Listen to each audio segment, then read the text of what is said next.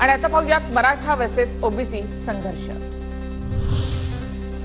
मंडल commission रद्द करा या मागणीसाठी पुढचं आंदोलन करणार मनोज जरांगे पाटील यांचा इशारा। हाके यांनी आंदोलन मागे घेतलं, मी त्यांचे आभार मानतो। अधिवेशनाच्या काळामध्ये काही मुद्द्यांवर सर्वपक्षीय बैठक घेण्याचं ठरलं आहे, मुख्यमंत्री एकनाथ शिंदे यांची प्रतिक्रिया।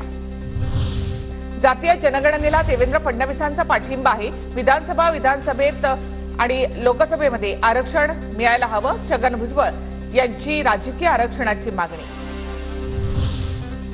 खोट्या कुणबी नोंदी आणि प्रमाणपत्र याबाबत कारवाई व्हावी, ओबीसी आरक्षणाबाबत सरकारकडून स्पष्टता यावी, पंकजा मुंडे यांची प्रतिक्रिया।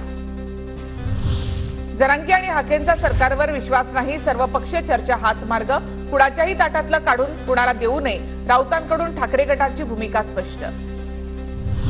अधिवेशन काळामध्ये सर्वपक्षीय नेत्यांच्या बैठक बोलावण्यात येणार आहे, बैठकीमध्ये ओबीसींच्या मागण्या मांडण्यात येतील, छगन भुजबळ यांची माहिती।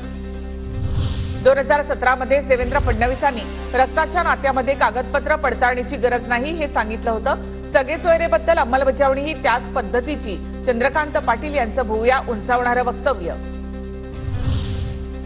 सरसकट ओबीसी मधून आरक्षण देता येत नाही, सरकारने सांगितलेलं आहे, सगळे सोयरे संदर्भात सकारात्मक आहे सरकार।